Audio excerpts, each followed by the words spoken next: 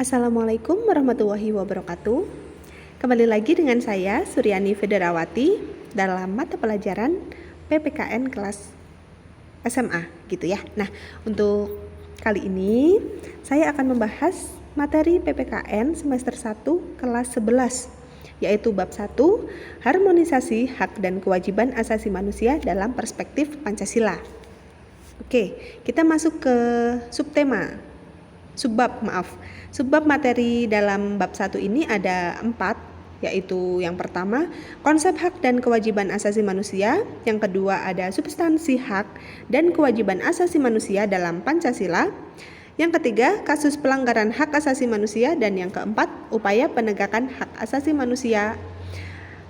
Untuk kesempatan kali ini, saya akan membahas tentang konsep hak dan kewajiban asasi manusia. Itu saja dulu.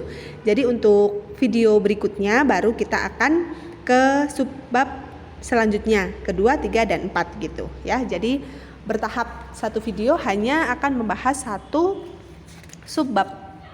Oke, kita masuk ke materinya. Yang pertama ada hak asasi manusia atau sering kita dengar atau kita sebut dengan HAM. Ya, hak asasi manusia atau human right itu merupakan hak yang secara alamiah melekat pada orang semata-mata karena ia merupakan manusia gitu. Selama manusia itu masih hidup, baru lahir sampai dia tua itu memiliki hak asasi manusia gitu. Nah, ada beberapa pengertian menurut pendapat para ahli akan saya sebutkan dari Miriam Budiarjo, yang mana adalah hak asasi manusia adalah hak yang dimiliki manusia yang telah diperoleh dan dibawanya bersamaan dengan kelahirannya di dalam kehidupan masyarakat. Nah, jadi ketika manusia itu lahir ke dunia, dia sudah otomatis membawa hak asasi manusia. Ya. Nah, dia berhak untuk hidup, berhak untuk memiliki kebebasan, dan berhak untuk memilih kebahagiaan. Gitu. Selanjutnya, menurut Undang-Undang Nomor 39 Tahun 1999 tentang Hak Asasi Manusia. Hak asasi manusia adalah seperangkat hak yang melekat pada hakikat dan keberadaan manusia sebagai makhluk Tuhan yang Maha Esa dan merupakan anugerahnya yang wajib dihormati, dijunjung tinggi, dan dilindungi oleh negara, hukum, dan pemerintah, serta setiap orang demi kehormatan serta perlindungan harkat dan martabat manusia. Itu menurut Undang-Undang Nomor 39 Tahun 1999 tentang HAM ya. Nah, sehingga HAM itu memang dimiliki setiap orang, tidak terkecuali. Jadi ketika manusia itu lahir ke dunia sudah membawa HAM di dalam dirinya. Dan HAM itu harus dilindungi oleh negara, hukum, pemerintah, dan setiap orang atau manusia lain itu harus bisa menghormati HAM orang lain gitu loh. Ya. Oke, kita lanjut.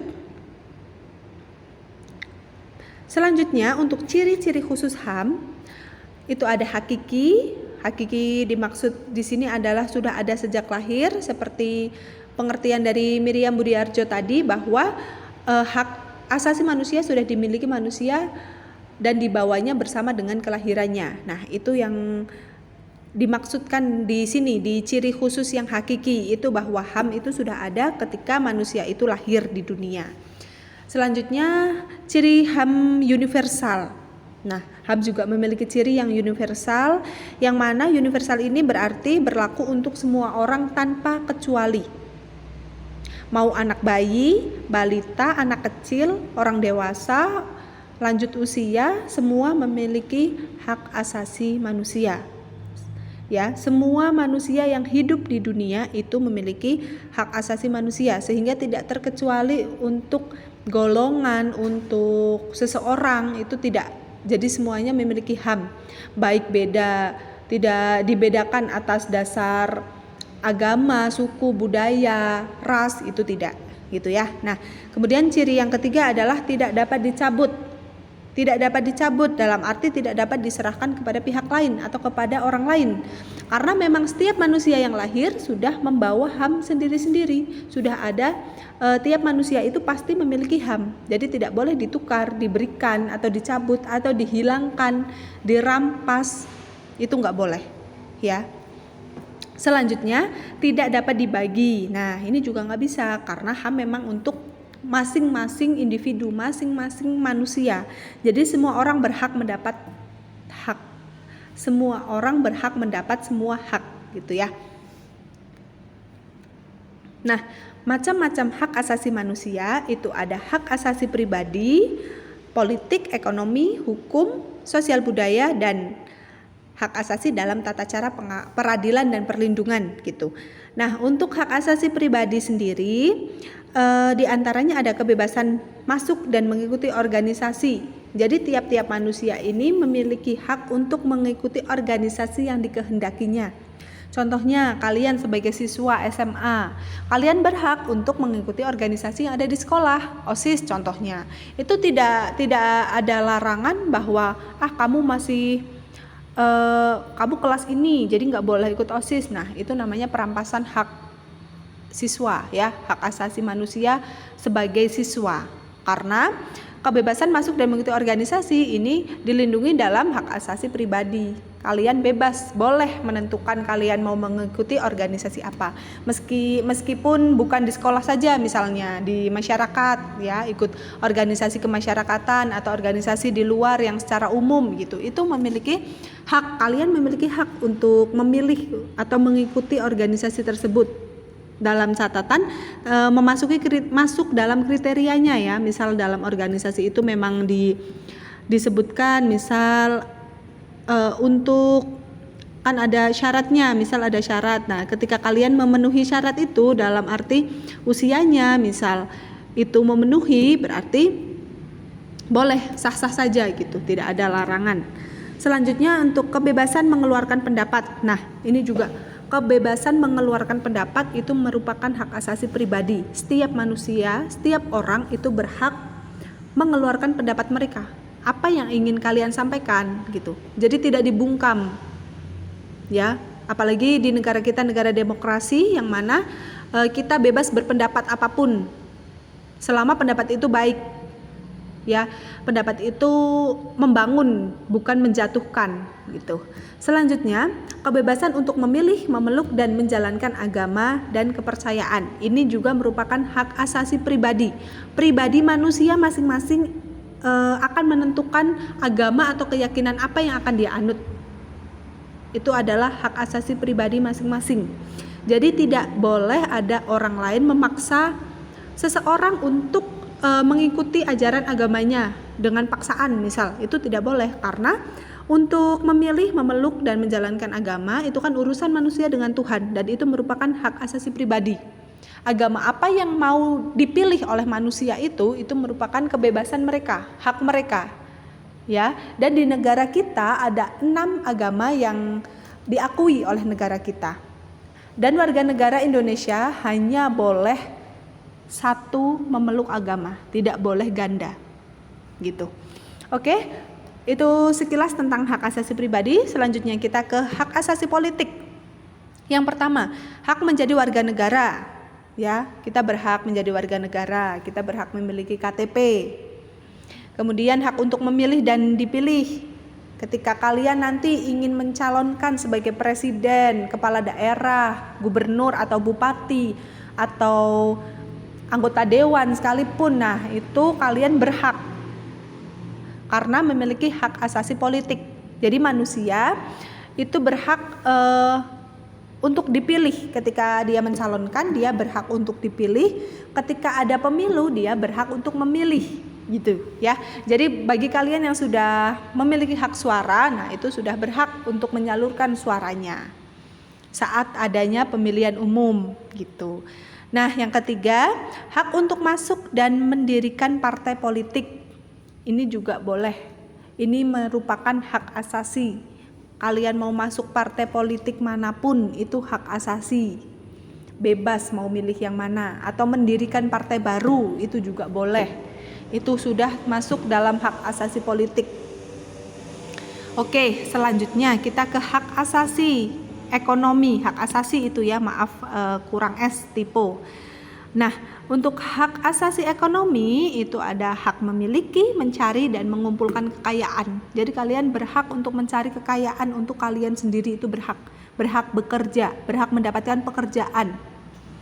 Yang kedua, bebas memilih pekerjaan. Nah, ini bebas. Misal kalian cita-cita jadi polisi, kok dipaksa suruh jadi guru, misalnya gitu. Kalian bebas, berhak untuk meraih cita-cita kalian menjadi polisi itu. Atau cara gampangnya gini, misal saya bekerja di suatu instansi, kemudian saya nggak betah tuh, saya ingin resign, kemudian pindah ke kerjaan lain atau perusahaan lain. Nah, itu boleh, itu namanya hak asasi ekonomi. Kebebasan memilih pekerjaan. Saya nggak nyaman kerja sebagai karyawan bank misal, saya mau keluar saja, mau berdagang misal gitu, itu boleh, itu masuk ke dalam hak asasi ekonomi. Nah, selanjutnya hak untuk menjual, membeli, dan menyewa, itu juga hak asasi ekonomi. Itu hak kamu mau menjual bajumu, kamu mau menjual daganganmu, kamu mau menjual perhiasanmu, itu hak kamu gitu loh. Kamu mau membeli sesuatu, selama kamu memiliki uang, itu juga hak kamu. Hak saya mau beli sepatu, nah gitu. Kemudian menyewa suatu tempat, gedung, itu juga termasuk hak asasi ekonomi. Selanjutnya untuk hak asasi hukum. Hak untuk mendapatkan perlakuan yang sama dalam hukum dan pemerintahan. Jadi semua manusia itu sama di mata hukum. Yang salah dihukum, yang benar dibebaskan. Gitu. Tidak memandang latar belakang, suku, bangsa, agama, status sosial, itu tidak. Karena semua sama di mata hukum gitu ya.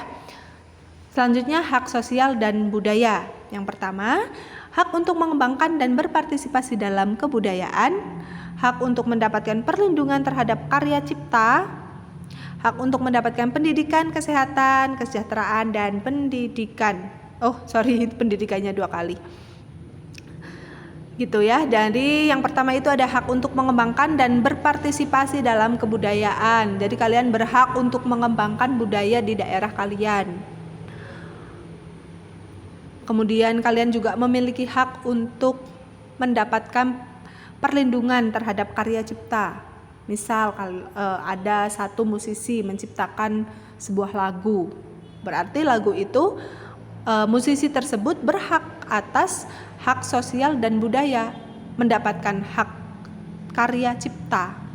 Jadi ketika sekarang banyak orang cover lagu gitu ya di YouTube, terus kemudian ditonton jutaan orang, jutaan viewers, kemudian mereka mendapat essence dari YouTube tersebut, mendapatkan penghasilan. Nah, itu juga harus ada istilahnya harus ada izin dari yang memiliki lagu asli gitu. Itu namanya menghargai hak sosial dan budaya. Selanjutnya untuk hak mendapatkan pendidikan. Nah, bagi masyarakat atau warga negara Indonesia itu wajib belajar sekarang 12 tahun ya, sampai bangku SMA kelas 12 itu wajib belajar di negara kita. Sehingga semua anak di Indonesia itu berhak mendapatkan pendidikan yang layak. Kemudian berhak mendapatkan kesehatan untuk semua warga negara Indonesia. Semua manusia di dunia itu berhak mendapatkan kesehatan. Kemudian kesejahteraan, jadi hidupnya sejahtera itu berhak. Ya, jadi tidak direnggut oleh manusia lain. Selanjutnya yang terakhir ada hak asasi dalam tata cara peradilan dan perlindungan. Hak untuk mendapatkan peradilan dan perlindungan dalam penahanan, penangkapan, peradilan, penyitaan, dan penggeledahan.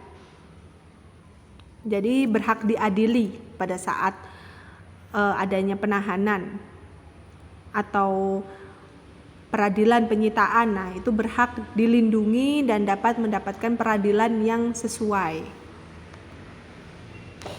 Selanjutnya kita beralih ke kewajiban asasi manusia, yang mana pengertiannya adalah kewajiban asasi manusia berarti kewajiban yang harus dilaksanakan demi terlaksananya atau tegaknya hak asasi manusia.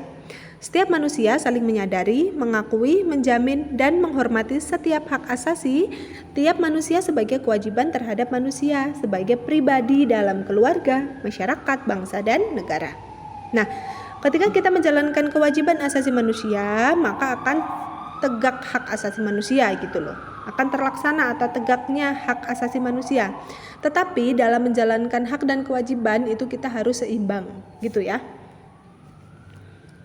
Selanjutnya, prinsip persamaan hak dan kewajiban warga negara itu ada 2. Yang pertama, tidak boleh ada pengistimewaan dan diskriminasi atas dasar apapun kepada warga negara. Jadi tidak boleh dipilih-pilih, semuanya sama. Tidak ada yang diistimewakan dan tidak ada yang didiskriminasi gitu. Yang kedua, setiap warga negara memiliki kesempatan yang sama dalam berbagai bidang kehidupan, baik ekonomi, sosial, budaya, itu mereka memiliki, atau bidang yang lain, itu mereka memiliki kesempatan yang sama. Misalnya bidang ekonomi, semua manusia memiliki kesempatan yang sama untuk kaya, ya, dengan cara tadi mencari pekerjaan, berbisnis, berdagang gitu. Yang penting cara-cara itu tidak melanggar hukum, tidak mencuri, merampok gitu ya. Nah, kewajiban asasi manusia merupakan bentuk sikap dan perilaku dalam mematuhi peraturan lingkungan manapun berada. Nah, tujuan pelaksanaan kewajiban asasi manusia ini adalah untuk jaminan perasaan aman dan terlindungi dari ancaman atau mara bahaya bagi seluruh warga negara Indonesia tanpa membedakan suku, ras, gender, etnik, agama, dan status sosial.